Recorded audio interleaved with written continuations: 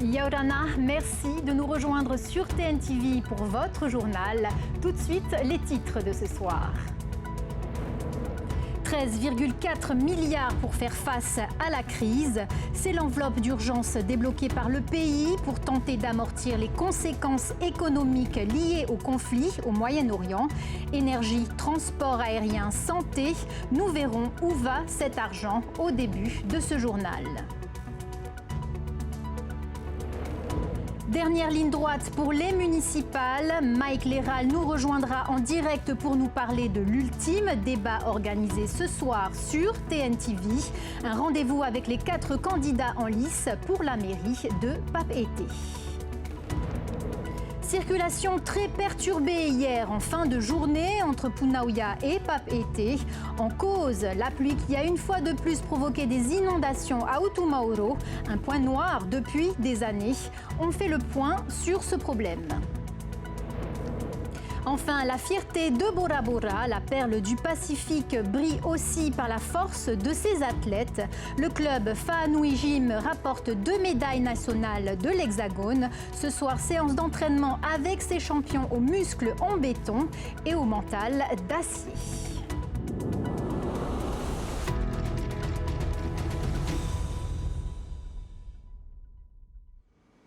13,4 milliards de francs pour faire face aux conséquences locales du conflit au Moyen-Orient.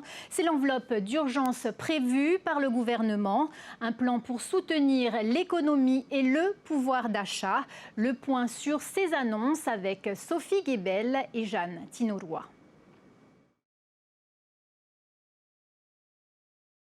Cette période nous rappelle à quel point notre pays est vulnérable aux conséquences de ce type de conflit, qui est peut-être loin de nos yeux, mais dont nous risquons bien de ressentir les effets dans notre économie et dans nos foyers. C'est une réponse à une crise qui s'installe. Ce matin, le président du pays a dévoilé les contours d'un collectif budgétaire exceptionnel. Au total, sur les 13,4 milliards de francs engagés, 6 milliards seront mobilisés pour amortir le choc économique lié aux tensions internationales, en particulier à la hausse des prix de l'énergie. Ainsi, 2,4 milliards seront dédiés à soutenir Air Tahiti Nui, fortement impacté par la hausse du carburant, afin de garantir la continuité de la desserte aérienne. Le centre hospitalier de Polynésie sera doté de 2 milliards de francs pour assurer les capacités de soins. 1 milliard de francs sera dédié au soutien à l'emploi. Enfin, 3,5 milliards de francs viendront abonder le fonds de régulation des prix des hydrocarbures. On agit sur des leviers qui devraient normalement, en tout cas, protéger au maximum de ce qu'on peut faire de la population en termes d'inflation. C'est pour ça qu'on agit notamment sur le levier du FRPH pour essayer de retarder au maximum l'augmentation du prix du carburant. Tout dépendra de l'évolution du prix du baril sur les prochaines semaines. Et puis aussi sur le nouveau dispositif que nous avons mis en place, la prise en charge du fret sur les produits de première nécessité, où si le besoin s'en fait sentir, s'il y a beaucoup d'inflation sur l'alimentaire, on pourrait être amené à augmenter les aides à ce niveau-là. Mais ce collectif budgétaire ne permettra pas de contenir la situation au-delà de 6 mois. Si les tensions venaient à perdurer, les prix à la pompe pourraient augmenter. L'ensemble de ce collectif est issu des réserves budgétaires qu'on a eu, je pense, la clairvoyance de constituer et de maintenir. Mais une fois qu'on aura entamé les réserves, il n'y a pas de secret. Donc si on doit continuer d'abonder le FRPH alors qu'on n'a plus de réserves, voilà, on sait comment ça va se passer. La deuxième option, et les deux options ne sont pas exclusives, on peut combiner les deux. Et là, encore une fois, on se projette au-delà du semestre. C'est éventuellement des augmentations du tarif à la pompe. Dans les jours prochains, je vais inviter nos armateurs, puis nos agriculteurs et les acteurs du secteur de l'industrie et de la distribution. Au-delà de l'urgence, cette crise met à nouveau en lumière une réalité bien connue. La forte dépendance de la Polynésie aux importations. Le gouvernement entend accélérer les politiques visant à réduire cette vulnérabilité. Il faut espérer que ce conflit, alors j'espère pas qu'il va durer, mais j'espère qu'il va suffisamment marquer les esprits à la fois de nos citoyens, mais surtout des décideurs, et je m'inclus dans ce groupe-là, pour qu'on se dise que quand tout ça sera fini, ce n'est pas une raison suffisante pour revenir au mode de fonctionnement de notre société d'avant. Adopté ce matin au Conseil des ministres, ce collectif budgétaire doit encore être examiné cette semaine en commission à l'Assemblée de Polynésie avant d'être soumis au vote des représentants en séance plénière. Roland Bopp est démis de ses fonctions à la tête de la direction de l'agriculture. La décision a été actée ce matin en Conseil des ministres, malgré le soutien dans la matinée à l'Assemblée d'élus Tavini. Les précisions de Sam Teinaouri. C'est pas du tout une divergence de vision par rapport à ces questions d'autosuffisance alimentaire. C'est des questions d'exercice normal de la fonction de directeur. Voilà, je n'en dirai pas plus. Le président du pays l'a confirmé ce matin en direct sur Internet. Roland Bopp ne sera plus à la tête de la direction de l'agriculture à la fin du mois. Une décision mûrement réfléchie selon le ministre de l'Agriculture. Les syndicats nous ont fait des courriers entre guillemets d'alerte, ou en tout cas de recommandation. Et ma décision, la décision du Conseil des ministres, n'est que là maintenant, mars 2026. Donc en aucun cas, en fait, on a réagi à la pression des syndicats. Mais par contre, il y a des éléments qui ont conduit à mettre fin aux fonctions de l'actuel directeur. Un peu plus tôt ce matin, des représentants à l'Assemblée ont convié la presse pour manifester leur soutien à Roland Bopp. Ils estiment qu'il a appliqué le programme de la majorité en termes d'autosuffisance alimentaire, en s'appuyant notamment sur le rapport de la Chambre territoriale des comptes. Un audit serait en cours à la direction de l'agriculture et les élus de Tarahui auraient préféré que le gouvernement attende les résultats de cet audit. Alors des décisions comme ça prises sans attendre la décision et les résultats de l'audit, c'est un peu prématuré de le virer ou de le muter quelque part. Du côté de la direction de l'agriculture, la grève a été levée suite à cette annonce. La difficulté est qu'en attendant un nouveau directeur, les dossiers seront mis en suspens. Une pétition avait été diffusée auprès du personnel de la direction de l'agriculture pour soutenir Roland Bopp. Sur les 250 agents, il n'y aurait eu que 6 signataires. Et à l'approche du deuxième tour, on ouvre notre page spéciale municipale.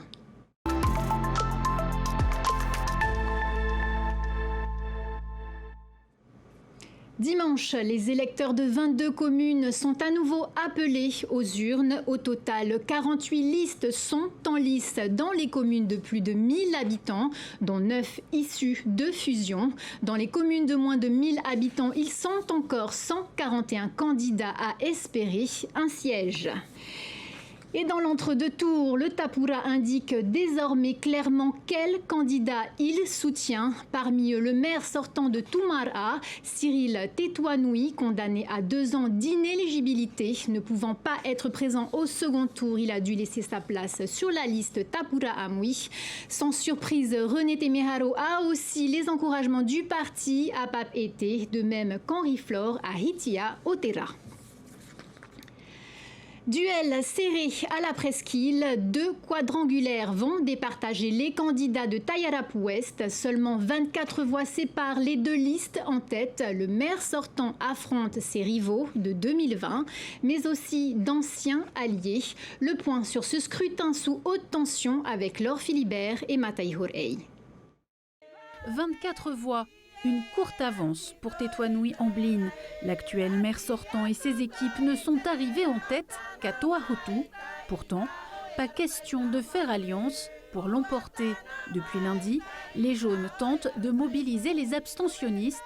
2803 électeurs, soit 41% des inscrits sur les listes. On a vérifié, donc beaucoup de personnes de chez nous n'ont pas pu venir, donc on les a déjà commencé à les rencontrer hier. Donc il y en a quelques-uns, ils attendaient le deuxième tour pour pouvoir venir. Principal adversaire des jaunes, la liste Ensemble pour demain, menée par Fahana Taputu. Ancien élu lors de la précédente mandature, il compte bien reprendre la main. Lui aussi refuse toute alliance. Arrivé en tête dans 2 des 3 communes associées, Vairao et Teahupo, Fahana Taputu et ses équipes partent confiants. Tout d'abord la sécurité, deuxièmement la proximité et troisièmement notre identité. Et donc par rapport à ça, si on parle de sécurité, Il faut que la population, quand ils vont sur la route, ils n'ont pas de soucis. Aujourd'hui, on voit qu'il y a la délinquance, il y a la drogue. Et parce que on ne s'occupe pas de toutes ces personnes-là. On a un programme qui peut faire avancer notre commune. On a des personnes dans l'équipe avec des compétences. Ce ne sont pas des exécutants. Il y a des personnes qui ont des compétences où ils peuvent prendre des initiatives et c'est ce qu'on a besoin. Pas d'alliance non plus côté mauve. Tayarapu Ouest unie mise aussi sur ceux qui n'ont pas voté et cible les hauteurs de Punui où l'on trouve de nombreuses résidences secondaires. On a sillonné les quartiers pendant 2 semaines. On est allé à la rencontre de la population. Nous n'avons pas proposé une profession de foi avec un programme tout figé. Bien au contraire, on est allé vers eux, on les a écoutés et on s'est dit que si nous donnaient la chance de passer les élections, on allait adapter notre programme à celui demandé par la population. Tayarapu Ouest unie prône le changement. Dans l'équipe, quelques élus de l'opposition. Notre liste est composée essentiellement de jeunes. Parce qu'on pense qu'aujourd'hui, il faut préparer les élus de demain. C'est pour ça qu'on a voulu en fait monter des jeunes, avec aussi la modernisation des moyens. Donc les jeunes répondent aux critères. Premier adjoint de l'équipe communale, Arthur Mati est la figure indépendantiste de cette campagne. Ça a été très difficile, avec 5 partis, c'est très difficile. Surtout qu'il y a quelque part, on vend aussi du rêve. Alors que la réalité, elle n'est pas là. Il faut mériter, voilà. Très difficile. Mes priorités, c'est encore de prévenir la population sur la maîtrise. La maîtrise du budget dans la commune, là, c'est là le premier souci majeur. Et si jamais je réussis, je mettrai l'audit financier dans la commune pour avoir un peu une bonne visibilité de notre commune. C'est ça. C'est flou. C'est flou. Je ne vais pas cacher. Voilà. Ils sont en train de prôner des rêves à ma population. Nous, ce n'est pas des rêves. Ça fait 1 an qu'ils rêvaient être tamana de la commune de Tayarapu Ouest. Ils se sont déjà préparés, et donc ils s'est accaparé des informations de la commune où le conseil municipal, à chaque fois, au niveau des budgets, tout le monde vote. Tout ce qui a été réalisé depuis, ça a été réalisé pour le bien de la commune, pour l'avancement et le fonctionnement de la commune. À 4 jours du second tour, les listes parcourent tous les quartiers de Teahupo'o, Toahotu et Vaira'o en espérant faire mieux qu'il y a 6 ans. 64% des électeurs s'étaient alors mobilisés, moins que la moyenne dans les communes du Fénois. L'ultime débat des municipales, c'est ce soir sur notre antenne avec Tiarenui Pahuiri et Mike Leral dans le grand studio. Bonsoir Mike, je vous vois venir. Bonsoir, et oui, j'ai bien une question pour vous. Ce soir, vous recevez les candidats de Papeete où se joue une quadrangulaire. Merci pour cette très bonne question, Vaimiti. Effectivement, une quadrangulaire parce que Boniface Terrey et Pascal Heitiflos ont été éliminés au premier tour. Il reste donc 4 candidats, à commencer par Rémi Briand qui a largement remporté ce premier tour et qui est donc ici déjà dans ce plateau et qui fera face donc à 3 autres candidats. Le premier, c'est René Temeraro qui est arrivé 2e de ce premier tour, candidat également d'obédience autonomiste qui sera cette fois bien présent au débat parce qu'au premier tour, il avait préféré envoyer une colistière. Ensuite, il y aura Tematei Le Gaïc, 3e, qui fait un petit peu la surprise de ce premier tour puisque c'est le Benjamin de l'élection, mais il a fait quand même un joli score pour cette entrée en matière. Et puis Tahuti Nena était 4e et dernier qualifié et il sera également présent ce soir. On sera donc avec 4 candidats, d'abord avec Tiarenui Pahuiri dès 19h20 en langue tahitienne et puis en français 1h10 plus tard, environ vers 20h20 avec moi. Et de quoi comptez-vous parler avec eux ce soir ?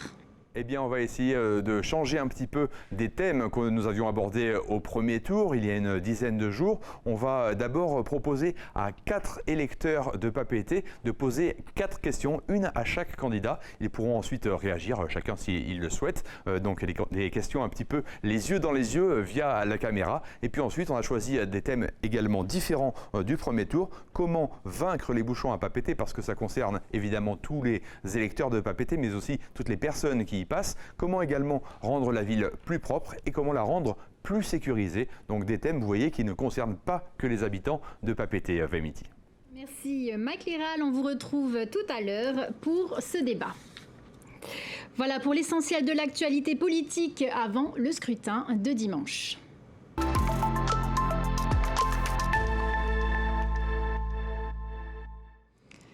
Dans le reste de l'actualité, la circulation a longtemps été très perturbée hier en fin de journée entre Punaouia et Papeete. En cause, encore une inondation dans la zone de Utumaoro à Punaouia. Ce matin, les riverains constatent une fois de plus la vulnérabilité de ce secteur, un problème qui dure depuis des années. Voyez ce reportage de Thomas Chabrol. Hier encore, en fin de journée, la circulation était presque à l'arrêt entre Punaouia et Papeete. En cause, une nouvelle inondation au niveau de Utumaoro, une zone régulièrement touchée à Punaouia. À chaque épisode de forte pluie, cette portion de la RDO peut se transformer en cuvette où l'eau s'accumule. Ici, devant cette station-service, l'eau a rapidement envahi la chaussée, raconte le gérant, et un accident a compliqué la situation. La circulation a été impossible dans les deux sens. Il y avait trop d'eau. L'embouteillage dû à l'inondation qui était là, ça a été jusqu'à 1000 délices. Il y avait à peu près une demi-heure, 35 minutes de bouchon, alors que je pense que l'autre côté, c'était plus dû à l'accident qui était en face de Carrefour. Selon lui, le problème est connu, un système d'évacuation sous-dimensionné sur la chaussée face à des pluies parfois intenses. À quelques mètres de la station, ce caniveau plus profond ne déborde jamais, mais celui-ci, situé dans la servitude attenante, ne fait que quelques mètres de long. Pas suffisant pour recueillir l'eau pluviale qui vient en amont avec la terre et la végétation. Depuis plus de 10 ans, il constate aussi que les déchets jaillissent depuis les servitudes privées dans cette zone d'habitation très dense. Il y a plein d'habitations, il y a des routes. Maintenant, l'eau coule le long de la route et tout vient ici dans la cuvette. Simple. À quelques mètres de là, les riverains s'activent pour nettoyer la route du quartier. Ils constatent que les plastiques, branchages, détritus aggravent à chaque fois la situation en obstruant les évacuations en contrebas. Le caniveau n'est pas assez profond. Il y a juste à 3 cm de profondeur, mais il faut l'approfondir encore. Les gens d'en haut, ils jettent les déchets dans le caniveau, peu importe. Et quand il pleut, ça descend là en bas. Et c'est moi qui... Oui, ça bouge le caniveau. Et c'est moi qui nettoie tout. Voilà. À Utumaoro, le phénomène est récurrent sur cette portion de route. Cette photo date de 2016, ces vidéos de 2018 ou encore 2020, même endroit, même situation. Ce nouvel épisode et ses conséquences posent une nouvelle fois la question des aménagements routiers et de la gestion des eaux pluviales. Sollicité, le ministre de l'Équipement n'a pas souhaité répondre. Reprise du travail à l'OPT après 10 jours de blocage. Un protocole d'accord a été signé hier soir pour lever la grève, mais des désaccords semblent persister. Le point avec Radhou Mahacheong. Après 10 jours de blocage, syndicats et direction ont signé un protocole d'accord très tard dans la soirée, un compromis qui met fin à la grève. Au cœur du conflit, la prime d'efficience, cette fameuse prime à la performance équivalente à un 14e mois. La direction proposait de la verser intégralement, mais à une condition, geler plusieurs acquis sociaux pendant 3 ans, tels que des indemnités, des revalorisations salariales ou l'avancement au mérite. Refus des syndicats qui ont préféré renoncer à l'intégralité de la prime, au moins dans un premier temps, pour mettre un terme à la grève, mais il n'exclut pas de déplacer les désaccords devant la justice pour obtenir le maintien de l'intégralité de la prime d'efficience pour les prochaines années. La grève est terminée, mais des désaccords persistent donc. Le nouveau système de gestion des escales fait des remous chez les plaisanciers. L'association des voiliers tenait son assemblée générale hier soir. Au cœur des discussions, la plateforme de réservation en ligne de la direction des affaires maritimes. Un dispositif qui pose problème selon les usagers. L'association demande une concertation avec les autorités. On écoute Florent Gachod, vice-président, et Arnaud Jordan, président de l'association, au micro de Léa Gugelman. Le problème, c'est qu'on réserve des bouées. On les réserve à l'avance. Mais ce qu'on ne contrôle pas, c'est la météo. Par exemple, moi, je réserve une bouée à Montréal pour vendredi. Je vais sur la bouée, mais il y a un gros coup de vent qui arrive. La personne qui est déjà sur la bouée, qui doit la libérer, elle fait comment? Elle va rester sur la bouée. Elle dit, bon, je ne veux pas partir. Moi j'ai un coup de vent qui reste, je reste sur ma bouée. Et moi j'arrive et je dis mais j'ai payé ma bouée, je fais comment? On fait comment là? Il n'y a plus de bouée disponible, et j'arrive, la bouée est pleine et tout le mouillage est complet. Donc ça, la DPM n'a pas prévu ça en compte. Il n'est pas absolument impossible de prévoir à l'heure près et même au jour près quand est-ce qu'un voilier arrivera sur zone. Donc il est très difficile de faire que les mouillages soient organisés comme un hôtel. Bora Bora, terre de champions de force. 2 athlètes de Lille se sont illustrés au dernier championnat de France de développé couché en février. 2 médailles de plus au palmarès des athlètes du club Faanoui Gym. Fruit d'une préparation intensive, Athéna Milcam leur a rendu visite lors d'une séance d'entraînement. À Bora Bora, la force athlétique se taille une place de choix. Parmi ses pratiquants, des sportifs de haut niveau comme Tario Tereiharoa, médaillé d'or à l'échelle nationale et européenne, vice-champion du monde dans sa catégorie. Il fédère au sein de son club Faanoui Gym avec une ambition claire, repousser les limites et représenter Lille au plus haut niveau. Une équipe plus 120, ça veut dire de 3 personnes et 2 équipes de femmes. Une en Master 1 et une en Open. On arrive à rivaliser avec ceux de Tahiti. Ça, on s'est lancé dedans, quoi. Enfin, je me suis lancé dans ce sport. Parmi les athlètes que Tario accompagne, Malone Tapi, double champion de Polynésie. Malone a franchi un cap en se mesurant récemment au meilleur à l'extérieur du Fénoua. Faut pas se mentir, hein. Depuis qu'on a monté un peu le poids, on a changé un peu de sport. Hein. Parce qu'avant on était dans la pirogue et maintenant voilà, ça a changé de sport. On est dans la force maintenant. Je me suis battu pendant le championnat de France avec un adversaire redoutable, on va dire. C'est l'homme le plus fort de France. On s'est fait un duel et voilà. Je suis vice-champion français. Pour se préparer à ce niveau, les athlètes s'appuient aussi sur une autre figure de la discipline. Dans sa salle, ouverte depuis 21 ans, la première à Bora, plusieurs générations de sportifs se sont entraînés et notamment des champions. C'était l'envie de faire partager une passion. Moi, ça fait depuis 1980 que je suis dans la musculation avec mes amis Manu Buchin, le regretté Roberto Cowan, monsieur Christian Potier. J'ai des champions qui viennent ici. Vous avez noté qu'il y a des champions ici de Polynésie. On a des champions men physique, le champion de Tahiti, on est champion de Polynésie, on est vice-champion du Pacifique Sud. Et là, ils sont actuellement en train de se préparer pour la force athlétique. Mais pour exister dans la discipline, il faut accepter les contraintes nombreuses. C'est pas facile aussi, hein, parce qu'il faut demander, il faut avoir beaucoup de sacrifices pour arriver à ce niveau-là. Et même le travail, je tiens à remercier aussi mon patron qui me gérait mes heures de travail au niveau de mes préparations. Hein. Le défaut ici, c'est le manque de compétition. Hein.